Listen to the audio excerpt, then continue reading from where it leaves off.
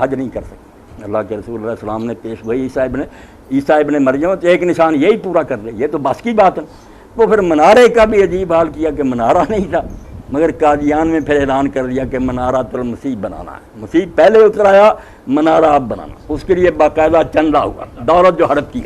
چندے کیے، منارہ پڑھنا شروع ہوا، مر گیا منارہ نہیں بنا، منارہ بیٹے نے بنایا بعد، منارۃ المسیح وہاں گھڑیاں لگی۔ عجیب حال ہے ان لوگوں کی عقل کا کہ رسول تو کہتے ہیں کہ منارہ ہوگا، اس کے پاس اترے گا، واقعی اب بھی دمشق میں وہ منارہ موجود ہے۔ انہوں نے بعد میں تعمیر کرنا شروع، مکمل نہیں ہوا۔ زمین تھی پڑی ہوئی ان کی ملکی کی، وہ بالکل ویران تھی، بنجر تھی، کچھ نہیں وہاں اگتا جمتا۔ یہ مرزا غلام صبح کے وقت ایک دن اٹھے اور انہوں نے اعلان کر دیا کہ اللہ کا فرشتہ مجھے خواب میں نظر آیا، اور اس نے یہ جگہ ساری جو ہے نا اس پر لکیر لگا دیا کہ یہ بہشتی مقبرہ ہے، ویران جگہ کا استحصال کرنے لوگوں کی دولت لوٹنے کی، یہ بہشتی مقبرہ ہے جو اس زمین میں دفن ہوگا نا، اور دفن ہونے کے لیے شرط ہے کہ وہ اپنی جائیداد کا اتنا حصہ جماعت کے نام وصیت کر کے، اب دفن کر رہے ہیں، ادھر بھی کرتے تھے، اب یہاں بھی بہشتی مقبرہ بناؤ، دوسروں کو عام دفن کرتے ہیں، بہشتی ادھر دفن ہونا ہے پیسہ کھانے کے لیے، بہشتی مقبرہ۔ حالانکہ آپ سن لیں ہمارے ہم بھی جو کہتے ہیں جنت المالا میں جو دفن ہو جائے، کہ غلط کہتے ہیں، کہیں بھی ان میں نہیں کہا گیا کہ جو وہاں دفن ہو جائے جنت میں جائے گا، کہاں جنت میں جائیں گے؟ بقی میں عبداللہ بن ابی سارے منافق وہاں دفن، کوئی اللہ کے رسول نے ایسی بات نہیں کی، بے بنیاد باتیں نہ سنا کرو جس سے لوگ کہتے ہیں کہ جگہ سے جنتی ہوگی، کوئی جگہ جنتی نہیں بناتی۔ حضرت ابو درداء رضی اللہ تعالیٰ عنہ شام میں تھے، سلمان الفارسی مدینہ میں تھے، ان کو بھائی حضور نے بنایا، تو انہوں نے کہا آ جاؤ یہ ارض مقدسہ، حالانکہ قرآن اس کو پاک زمین کہتا، ٹھیک تھی بات، مگر حضرت سلمان نے کہا یا ابو درداء اتنا عالم ہوتے تو نہیں جانتا کہ نہ کوئی زمین آدمی کو ناپاک بناتی ہے اور نہ پاک بناتی ہے، اس کا اپنا ایمان اور عمل زمین کو پاک بناتا ہے۔ انڈیا میں بھی رہے اگر اس کا ایمان عقیدہ جو ہے پاک ہے، مکے میں رہے اس کے لیے پاک کیا ہونا، وہی جگہ ان کافروں کے لیے منحوس ثابت ہوئی۔ تو اس لیے بہشتی مقبرہ بنا کر وہ ویران زمین قبریں بنوائی، لوگوں کی دولت ہڑپ کی، منارے کے چندے کھائے، اور یہ 5 کتابیں دے کر 50 کی بجائے ساری رقم ہڑپ کی۔ یہ دیانت ہے، ہر لحاظ سے نبوت کو اتنا گرایا کہ اگر ایسے ہیں یار نبی تو ایسے نبیوں کو ماننے کا فائدہ کیا، ان میں ٹھگوں میں فرق کیا، بہت جھوٹا۔ اس لیے خدا کے لیے ان کے لیے کوئی نرم گوشہ نہ رکھیں، نہ کوئی مسئلے کی بات ہے کہ عیسیٰ علیہ السلام مر گیا زندہ، کوئی بات نہیں، مر بھی گیا پھر کیا ہوا؟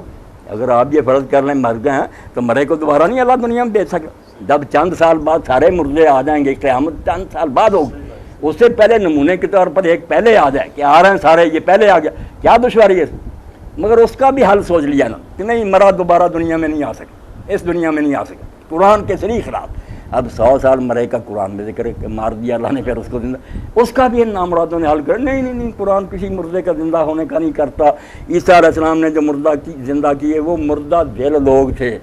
سچ مچ کے زندانی کی اپنی ضرورت کی خاطر، کہ اگر مان لینا کہ مردہ بھی آ سکتا تو یہ ساری بحث بیکار ہے کہ عیسیٰ علیہ السلام مر بھی چکے پھر بھی آ سکتے۔ اس لیے یہ بھی انکار کر دیا کہ کوئی مردہ اس دنیا میں نہیں لوٹ سکتا۔ وہ 100 سال والے کا وہ تو خواب ہے، اس آدمی کو اللہ نے سلا دیا، اس نے خواب میں دیکھا کہ میں 100 سال میں، یہ قرآن ہے،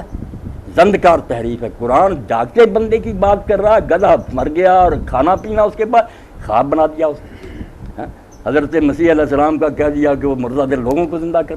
بالکل مکاری اور فراب۔ حضرت پیر میر علی شاہ گورجی رحمۃ اللہ علیہ کے مقابلہ میں کتاب لکھی ہے تحفہ گورجی،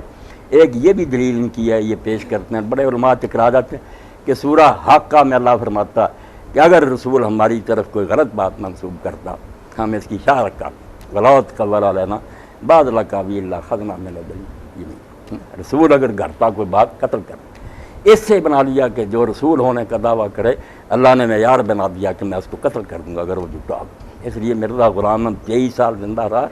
بلکہ 23 سے زیادہ 28 نہیں قتل ہوا، اللہ نے اس کی شاہ رگ نہیں کاٹی۔ یہ پوری کتاب ہے جو تحفہ گولیا کہ قتل جو نہیں ہوتا مدین نبوت۔ اب اس پر لوگوں نے کہا قرآن تو کہتا سچے نبی قتل ہوئے، یقتلون النبیین بغیر حق، اگر یہ معیار ہے تو جو پھر قتل ہو گیا ہے وہ جھوٹے تھے۔ یہاں بھی ان بے ایمانوں نے کہہ دیا کہ کوئی نبی قتل نہیں ہوا، ذرا تعلق نہیں ان کا قرآن سے، یہ زندیق ہے کہ قرآن کا نین نہ کہہ دیا قتل ہی نہیں ہوئی۔ لوگوں نے کہا لکھا قتل،